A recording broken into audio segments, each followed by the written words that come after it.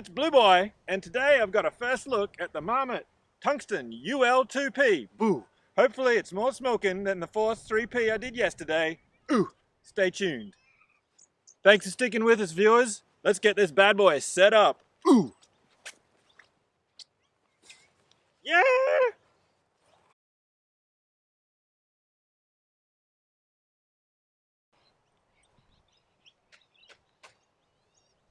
Nah, that's a bad idea. Well, it's starting to rain, but Blue Boy will soldier on because that's what we do when we're hikers and campers. We just do it, and it'll show what this is like setting up in the rain, which won't be good. Ah! It's raining! Oh. So it's got a bunch of poles and one brow pole, I'd say. Actually, I think these are two poles. Two, yeah. And the poles have got like pre-bends in the corners, so apparently gives more vertical, like, volume, or better sidewalls. Oh look, it's linked together. Sweet. Hey, it's like a big spider. Daddy long legs. Ooh, ooh, ooh. Incy wincy spider climbed up the water spout. Down came the rain and washed poor Wincy out. Out came the sunshine and dried up all the rain. Please come out, sunshine. Yep. Look at that. It's like an X-Man. Woo! Yeah, baby. Going in. This is much more satisfying to set up than the Force 3P. It's like simple. Boom! Done. I mean, not done, but you know. So we'll do the middle. Boom. And there's a little bit of water getting a little bit, the rain sort of slowed down a bit, which is good. So there's the pre-bend in the pole, so it gives more vertical height or better sidewalls, so you can use more of the edge of the tent. So you can use more of the edge of the tent with these vertical sidewalls, so it pulls that out there, so that's good. That's a Marmot feature. They really sort of go to town on that feature. I think a lot of other brands have copied them. So let's go like this. Same thing on this side. There we go. Oh yeah, and then the brow pole. The brow, like the eyebrows. Maybe that's what it is, I'm not sure. But this is a silver one. Doosh. Like here. I think you go. It's like got a ball and socket joint like the Force P3P over there.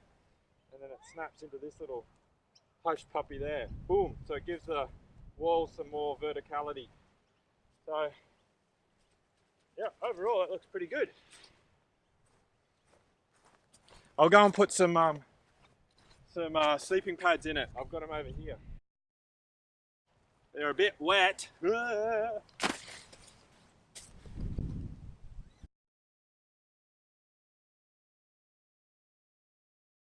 Let's go have a look at it inside. So here we go. Here's the tent. Let's do a 360 first. So you can see the 25-inch wide pad and the 20-inch wide pad, so it fits. So it's pretty good. Wouldn't fit two 25s, but 220 is easy and one of each size. So you can see it's a much more simple setup than the Force 3P, and it was much faster. And it's symmetrical. Got nice D-shaped doors with those vertical pre-bends in the aluminium duck poles. It's also got the cantonary cut sort of bit here, so it sort of sits up off the floor. There's the seam right there, which is not on the ground. So there's no seam there, so it reduces any sort of chance of water ingressing in there. So here it is. Oh, we're blowing a gale over at Lake Macquarie. Look at that. Beautiful boats. So let's go inside. Step inside my palace. Oh look, here we go. So it's got the same grey mesh, no-seam mesh. I think it's 15D. Same as the Force 3P. It's grey, which is alright in the daytime. At night time it sort of stops your visibility of stars apparently. Black is much better. So you got some side pockets here, one each side, so it's pretty symmetrical. and you've got one sort of torch thing up there. You put it in there and it's got white material that diffuses your head torch. So I'll turn around this way now, facing you out there towards the lake.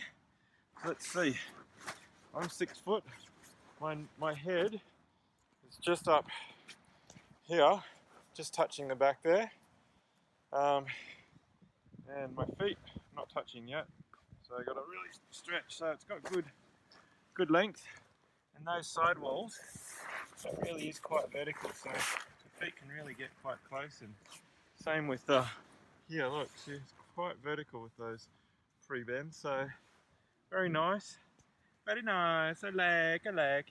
There's some hooks there and there and there, so you could put a clothesline right across there on the diagonal.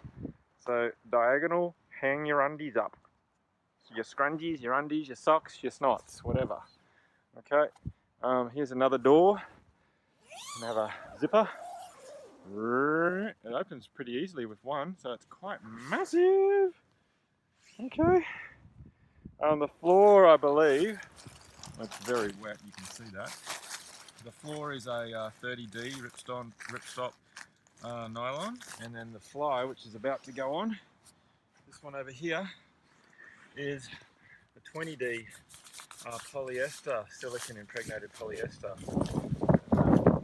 Anyway, we'll see. Let's put it on, see if we can get it on with the wind howling. Now, just like the Force 3P that I looked at yesterday, this is a feature of all Marmot tents, is they've got these red tabs on one side only, so you can align up the fly correctly without having to guess and then get it wrong. So the red tabs are on the other side, two sides there, so as long as I've got yeah, that's the inside, so that's the outside. I'll look for the other red tab, which is over there. Man, I'm glad I got the red tabs, because it's even with the red tabs, it's still hard. So there's the two red tabs. Woo. Let my neck.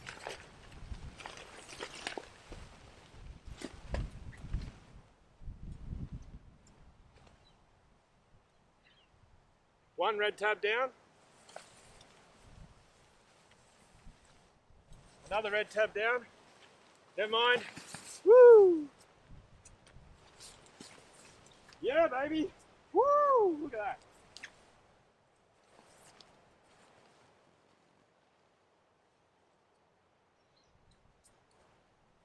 Three corners down and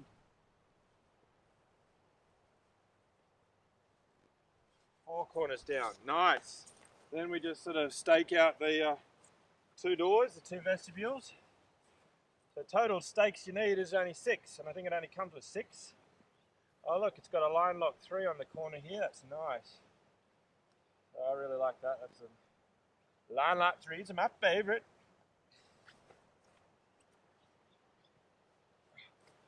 Woo!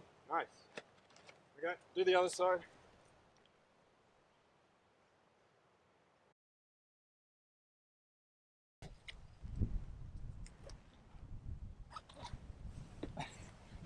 There's a stake inside the tent. Ah. It's all happening here in windy Lake Victoria. Well, I have to say, that was much more satisfying to set up than the Marmot Force 3P yesterday. Much faster, much more simple, and much more satisfying. There's still a good chance that I would take this somewhere on a hike with a second person. So, let's have a look around it. Here it is, blowing in the wind. So there's the line lock 3 I was telling you about, so you can stake that down and then adjust it, give it some more tension or loosen it off. Boom, that's nice. And of course you got your zipper there, some Velcro. You've got a double zipper actually. Yep, with the storm door. So we've got extra guy line, like pull outs. Oh look, here we go. Here's a little vent hole. Hello, anyone home? Nope. Okay. Now this is pretty cool. I like this. This is the way Marmot does it. I'm not sure if other brands do it, but basically it's got a loop there, you know, and the way that it secures to the fly is just sort of like that. Got a little latch over like that, or a little hook. It just hooks on there, like this. Please do it one-handed easily. And then you've got a pull strap. So that's how you pull it and you tighten it up, so it's really good. So your stake goes on that, your pole goes on that, and your fly straps to that. It's pretty cool. And if it's not windy, you don't need to stake in. It's just freestanding. The poles are just like that. There's nothing else. So it's pretty nice. There's no other tie out on this end here, which is unusual. Must be the ultralight saving every jolly gram, which is great. But often they have a pull out there to keep it off the head. Okay. So there's those little red dubulaki tags. So red bit for the fly, red bit for the tent. So you get the fly orientated on the tent the same way. Now it's probably not a big drama with this tent because it's symmetrical, but not all tents are. But Marmot just carries that feature over to all of its tents, regardless if it really is necessary. Like on this one, probably not. There's the other door, and then there's the other side. So let us go in to the bat cave. Let's see if we can do this one-handed. Yeah, nice. Okay, we come inside. Now we're inside before, so let's have a look with everything, all the thing on there, all the fly on. So the vestibule actually looks nice and big. You know, it's a sort of quite a isosceles triangle, so same size side that side as that side, so it's sort of a nice and even side. The Force 3P had like a big one side and a small other side, so quite like this. It feels bigger all around. It's like two of the Force's big sides. Okay, there's the bottom there. So this is a palace for one. Like I'm sitting up really easily, not even in the center, and my head's not touching. So, ooh, feel that breeze and the rain. Okay, but plenty of headroom. What's it look like up there? Oh, I forgot to clip that in there somehow. Probably goes over there to secure it. Yeah, something like that. Oh look, you can probably vent out there. Hello world. Boop. Yep. Oh yeah, where's the oh, there's the vent there. So there's no hidey hole, there's no window here. You can just, yeah, quite like that. That's a lot of the ventilation out through there. That's pretty good. So here we go, even with one door pinned back like this. Oh, heaps of room and a good vestibule space. So yeah, I really like this tent. It's a winner chicken dinner. So there you have it, my first look at the Tungsten UL 2P tent. I'll put it on the scales and weigh it. I think it's about 1.6 kilos in weight, and that's pretty good. I quite like that weight. So far, I give it probably a 8 out of 10 on my first impressions and my first look. So we shall see. I'll also, in the future, compare it to a Big Agnes Copper Spur 2, which is the direct competitor to this baby. So I'll do a shoot-off or a shootout between the Tungsten UL 2P and the Big Agnes Copper Spur 2P as well, in olive brown or orange. I haven't decided yet. I think I might have access to both. Okay, we'll catch you on the next one. Blue Boy out.